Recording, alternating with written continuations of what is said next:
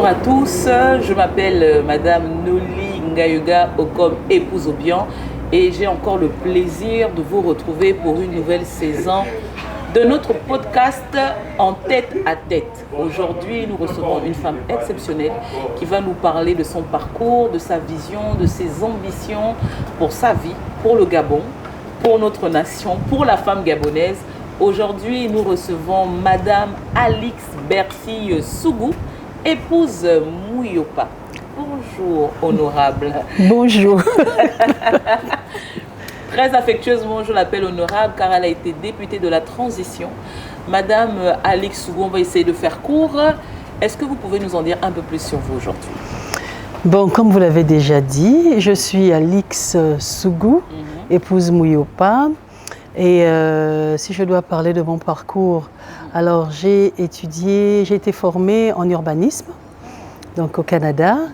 Et une fois arrivée au Gabon, directement, je suis rentrée dans le monde du travail où j'ai commencé par les services techniques dans une mairie de la place, où j'ai fait mes classes.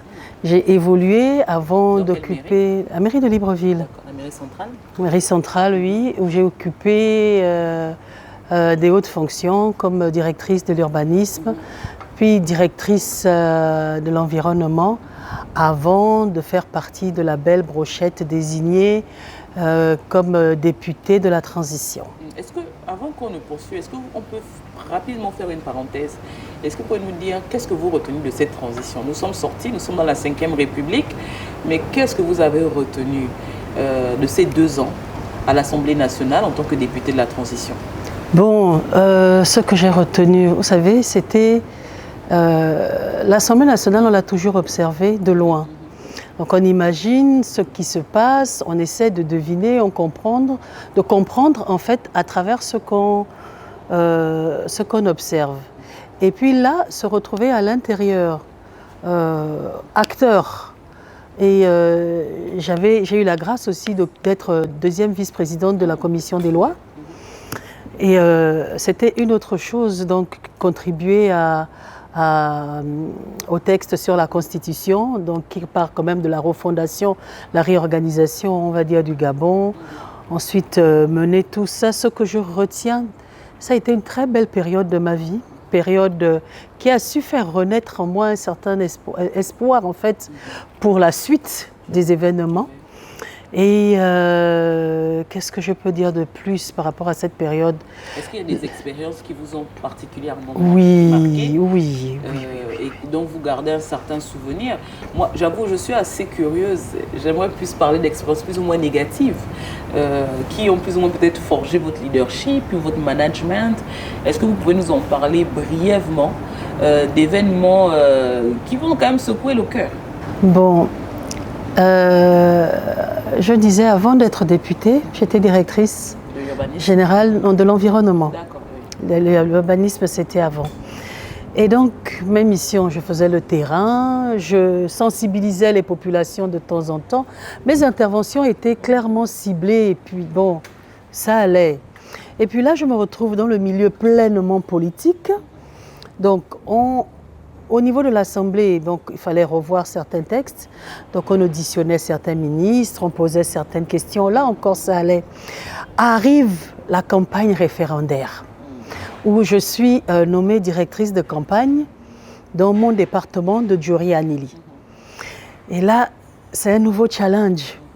C'était très intéressant parce qu'il fallait aborder les populations maintenant. Il fallait communiquer avec les populations, faire passer un message et expliquer aux populations le bien fondé d'accepter en fait le projet de constitution qui leur était proposé. Ça a été pareil aussi au niveau des présidentielles. Le sens de l'écoute est renforcé. Comme obstacle, on va dire un peu, ce sont les moyens. Avant, j'entendais dire quand certains allaient en campagne que les moyens coulaient à flot. Et puis moi, je me regarde, c'est question de stratégie, c'est question de diagnostic. On ne peut pas aller dans tous les sens. Même si c'est dommage, il y a certaines réalités sur le terrain. On a un gros problème de mentalité. Ce que les gens pensent et attendent de la politique, je pense qu'on peut mieux faire. Et c'est vraiment dommage. Vous allez aller discuter avec des populations, expliquer par exemple des textes qui ont été adoptés, ce que les populations vont plus attendre. C'est la vérité, c'est dommage, mais c'est ça. C'est ce que vous avez apporté. Mais certains, heureusement, certains vont sortir du lot toujours pour poser des questions, un peu pour montrer qu'ils s'intéressent quand même aussi à ce que vous êtes en train de dire. Moi, je suis vraiment subjuguée par la femme politique que vous êtes. Mais néanmoins, j'ai pour habitude de dire que je trouve que la femme politique au Gabon ne se met pas assez en avant, ne se valorise pas, ne se vend pas assez afin de motiver d'autres femmes à embrasser ce couloir. J'aimerais vous poser la question, selon vous, pensez-vous que la femme gabonaise a réellement sa place dans les années à venir pour faire de la politique? Oui, d'accord. Il faut se lever, il faut oser. C'est vrai qu'il y a certains blocages pour la femme politique. Je prendrais par exemple le cadre traditionnel. On n'est pas trop habitué, pour certains, à voir les femmes prendre la parole. Il y a toujours certains freins, surtout quand vous vous retrouvez dans les mêmes milieux que certaines personnes de votre famille. S'il faut reculer, on dira toujours que vous êtes la sœur ou la nièce ou la mère. En tout cas, on demandera toujours à la femme de reculer. Et on va toujours mettre l'homme en avant. On a aussi le conjoint, parce que le milieu politique, on est souvent exposé. Et ce n'est pas souvent plaisant pour le conjoint. Donc, il y a les autres, il y a des charges aussi. L'homme politique, enfin vraiment l'homme, il est disponible H24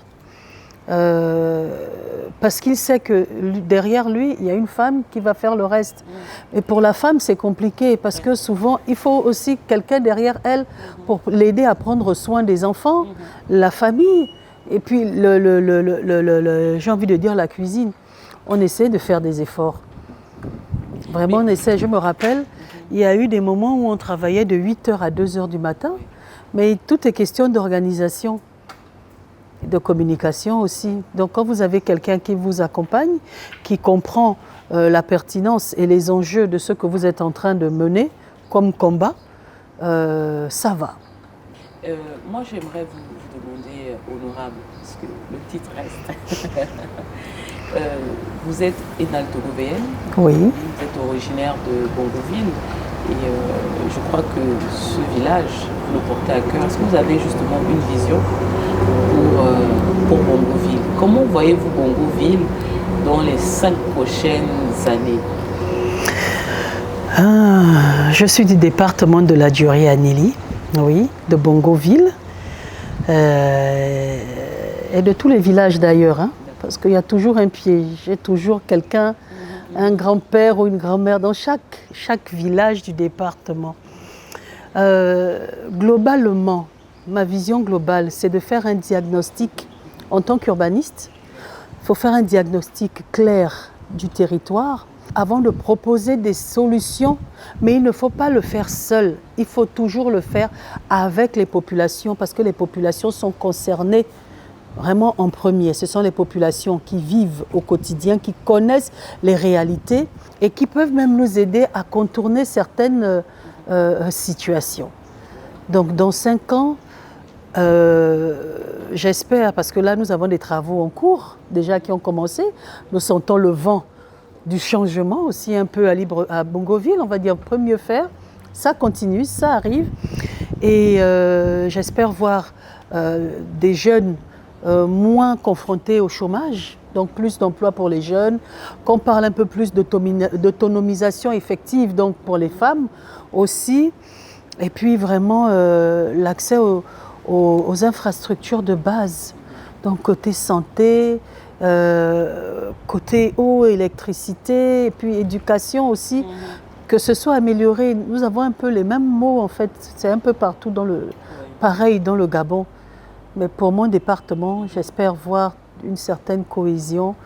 Donc, parce qu'il y a ce côté-là, et au niveau des populations, vraiment plus de participation publique en fait. D'accord. Je sais aussi que vous avez une approche politique très sociale. Beaucoup d'actions que vous voulez mener dans ce secteur-là. Est-ce que vous envisagez peut-être mener des actions dans les mois à venir, les jours à venir pour cette localité, pour cette contrée, où vous êtes plus ou moins en retrait? Quelles sont les ambitions de la femme politique que vous êtes? Vous savez, de ma petite expérience ces dernières années, j'ai pu côtoyer les populations. Donc je connais plus ou moins les mots qui nous minent. Les gens ont besoin d'accompagnement. Les gens ont besoin. Je prendrai le cas de la jeunesse. Par exemple,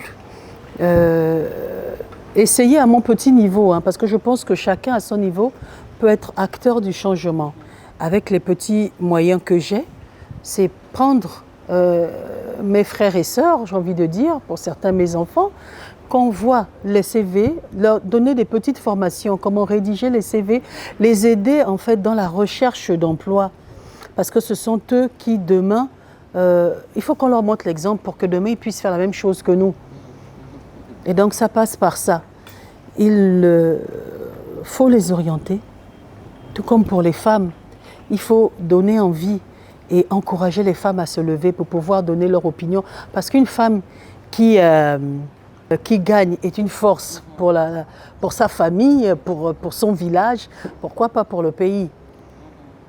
Vraiment, sans vouloir critiquer les hommes, vraiment je m'excuse, mais quand une femme gagne quelque chose, elle va regarder, elle va mettre toute sa famille à l'aise, et elle va penser un peu à tout le monde. Donc voilà, je ne veux pas me lancer du côté des hommes. Mais après, je suis totalement d'accord. La politique est un milieu dans lequel c'est compliqué pour la femme de se positionner. Je ne parle pas simplement de la femme gabonaise, parce qu'effectivement, on s'attend le plus souvent à ce que la femme soit à la maison. Sauf qu'il y a eu une évolution énorme, je pense, de la femme gabonaise, qui aujourd'hui travaille, elle est dans les bureaux, elle est cadre, elle est dirigeante. Et souvent, ce n'est pas aisé pour les hommes de comprendre cette posture. Qu'est-ce que vous pouvez dire à la femme gabonaise en fait? Encore que moi je pense que la femme qui va au marché, la femme qui est dans le bureau, c'est la même femme. Je suis d'accord. Voilà. Mais qu'est-ce que vous pouvez dire à la femme gabonaise de manière globale? Parce que je pense qu'elle doit s'insérer dans le processus de la mise en place de cette 5e République qui commence. Oui. Qu'est-ce que vous pouvez dire à la femme gabonaise? Quel rôle pour vous, elle doit pouvoir jouer? Tout à l'heure je disais, et je le redis encore, chacun doit œuvrer à son niveau pour apporter sa pierre à l'édifice. La femme commerçante ou la femme de bureau, chacune peut se lever, chacune peut donner son avis. S'il faut en revenir au frein du conjoint, il faut communiquer.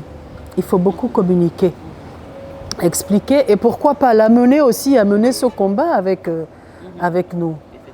En disant, chérie, par exemple, je dois parler au syndicat, par exemple, pour les femmes, dans les commerçantes. Nous avons des droits à faire valoir. J'ai besoin que tu m'aides à rédiger un discours. Il faut aussi l'impliquer à son niveau. Et là, pourquoi pas? Moi, c'est ce que je fais. Mon mari, il est toujours au courant. Quand j'ai une manifestation, quand j'ai un événement, je lui dis toujours, il est au courant du programme. Il sait comment... Oui, c'est que je suis là. Toujours. Il faut communiquer. Il faut communiquer, c'est important. D'accord. Vous avez parlé de votre mari, vous êtes récemment marié. Oui. Comment vous arrivez justement à gérer votre vie maritale, votre vie professionnelle? Comment ces deux ponts arrivent à bien s'imbriguer en fait? Et est-ce que vous pouvez nous en dire un tout petit peu plus sur cette histoire? Je pense que ça fait assez longtemps que vous êtes ensemble. Moi, j'avoue, j'aimerais beaucoup en savoir parce que c'est quelque chose souvent qui pose problème chez la femme. Gérer sa vie sentimentale, sa vie professionnelle et sa vie politique peut-être. Non, j'ai eu la grâce déjà de tomber sur quelqu'un qui fait politique aussi. D'ailleurs, nous nous sommes rencontrés dans un parti politique. Non, et donc c'est ça. Mais lui, il était plus engagé que moi. Donc moi, je venais un peu et puis il a toujours été de très bons conseils, toujours épaulé. Et ce qui fait que quand je dois me déplacer, il comprend parfaitement. C'est magnifique. Ouais. Et de nos confidences. Vous m'avez dit que vous êtes mariée à un certain âge. Et je sais que beaucoup de femmes, quand elles dépassent la quarantaine, ne croient plus trop en l'amour. Souvent, il y a un discours assez pessimiste qui vient. Qu'est-ce que vous pouvez, quelle leçon vous tirez de votre parcours et vous pouvez dire aux femmes aujourd'hui, quel mot vous pouvez leur adresser aujourd'hui? Sur le plan sentimental, on nous apprend dès le début que le mariage, que l'amour en fait c'est la souffrance, qu'il faut supporter, il faut tout pardonner.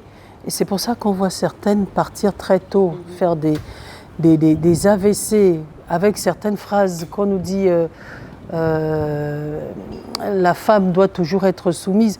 Il faut qu'on comprenne bien cette phrase-là. Il faut bien traiter sa femme.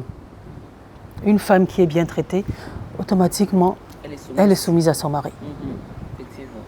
Automatiquement, elle est soumise à son mari. À un moment, il faut voir quand votre sécurité est en jeu, quand votre bien-être est en jeu, à un moment, il ne faut pas, pour moi, c'est vrai qu'on va dire il y a les enfants. Après, je déconseille aussi comment je vais appeler, le fait de changer de partenaire. Ça ne se fait pas. Mais je veux dire qu'il faut, il ne faut pas avoir peur à un certain âge, quand on est seul, de refaire sa vie. Je pense que si Dieu a permis, moi j'ai bien trouvé chaussures à mon pied. Ça se voit. Ça se voit que vous êtes heureuse, ça se voit que vous êtes épanouie. Mais je suis entrée en fait dans cette relation en sachant déjà ce que je voulais en fait. Ce que je peux tolérer, ce que je ne peux pas tolérer. Donc voilà. D'accord. J'ai une petite question avant qu'on ne puisse se séparer. On a plus ou moins fait le tour, mais j'aimerais vous poser cette question bonus, on va dire ça ainsi. Si vous aviez une seule décision à prendre aujourd'hui pour transformer durablement la vie des populations de Bongoville, laquelle serait-elle? Une seule décision. Une seule, pas plus. Pour transformer. Ce serait d'associer les populations pour un diagnostic autour de 3 axes. L'employabilité des jeunes, l'autonomisation des femmes, parce que ce sont des points très très importants, et puis l'amélioration des structures de base. Vraiment parfait. Nous arrivons au terme de notre échange. Madame Alix Soulou, épouse Mouyoupa, ça a été mon plaisir d'être avec vous avant qu'on ne se sépare. Pour nos téléspectatrices, je vais dire ainsi, de VM, est-ce que vous avez un mot pour elles? Est-ce que vous avez un mot à adresser à ces personnes qui vous écoutent aujourd'hui? Oui, pour ces femmes, j'ai envie de dire levez-vous, osez et ne laissez personne vous museler. Vraiment, si vous pouvez changer les choses, faites-le. Et faites-le parce que nous avons les enfants en fait, à qui il faut laisser un Gabon meilleur. Et pour cela, nous devons travailler et sortir de l'éternelle phrase « on va encore faire comment ?» Je voudrais aussi dire aux populations que vous avez vu depuis 2023, il y a plusieurs actions, plusieurs activités qui sont menées, plusieurs chantiers que nous avons pu observer. Certes, il y a encore beaucoup à faire, mais il faut être patient parce que même Dieu n'a pas pu créer le monde, n'a pas pu faire le monde en un jour.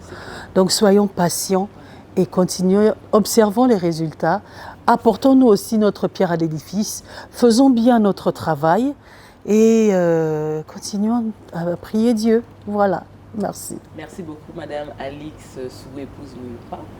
Aujourd'hui, nous avons eu un échange avec elle. C'était vraiment mon plaisir d'avoir pu discuter avec cette grande dame. Je vous donne rendez-vous pour un prochain épisode. Nous étions au Nomade, qui est notre partenaire et qui nous accompagne, ainsi que Satcon. Et je vous donne rendez-vous pour des prochains podcasts. Soyez connectés sur notre page YouTube, nos réseaux sociaux, EVM. Nous sommes là pour valoriser les femmes. À la prochaine.